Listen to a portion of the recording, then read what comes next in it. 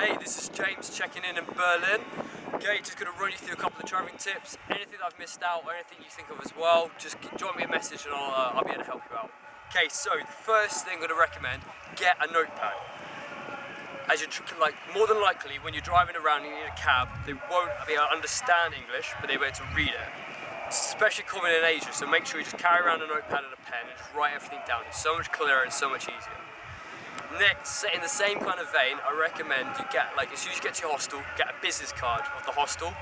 That way, if you go on a night out, you've got something you can show the cab driver, and that way you can get home, you get safe, and there's no hassle, no bother.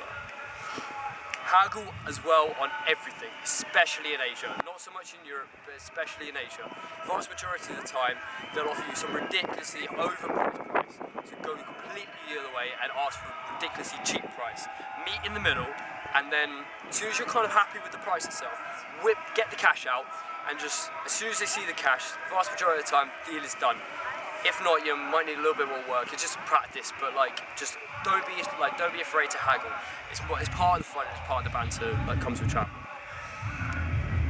Now, don't use gap year companies as well.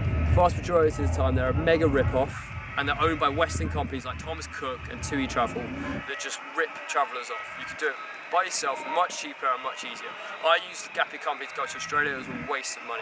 I ended up doing most of the visa application myself, and ended up finding the job for myself as well. Don't bother, waste of money and waste of time.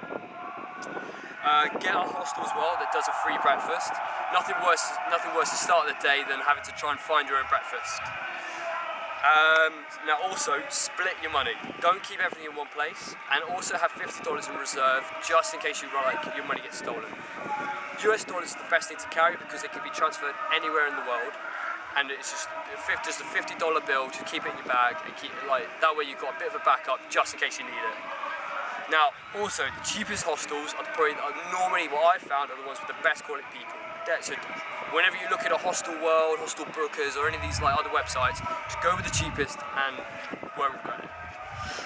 Take loads of photos and videos. You can never have enough. And if you feel like you need to, just buy another memory card when you're out there. It's much better to spend a $5 or a 10 or a 20 quid on another memory card rather than have two little photos. And take videos as well. And also say yes to everything. Just you end up in the most random places and the most random experiences, but they're the ones with the best memories. So definitely say yes, and just obviously stay safe. Don't do anything stupid, but you won't regret it. Now do your research as well. Don't just rely on Lonely Planet guides or Time Out guides. Use Wiki Travel, use different websites, blogs, information, mates as well that have been to different countries, and definitely check everything out. And don't just go with stuff just because it's the norm. For example, with Europe and interrailing, just because everyone goes interrailing doesn't mean it's the best option. Vast majority, you can go far cheaper by using the buses. If you go on a night bus, saves on accommodation, it's normally half the price of the train, and it's just a better experience because you arrive in the city 7, 8 a.m. in the morning, and you're just ready to go. Now, get WhatsApp, Viber and Skype. That's pretty obvious as well, but you use the free Wi-Fi to keep in touch with the backpackers and other home as well. And the last thing is just sample everything because you don't want to get home and regret not doing something. So the only regrets you're ever really going to have are by actually not doing something. So just go out there and just do everything you can. Cool. Happy travels.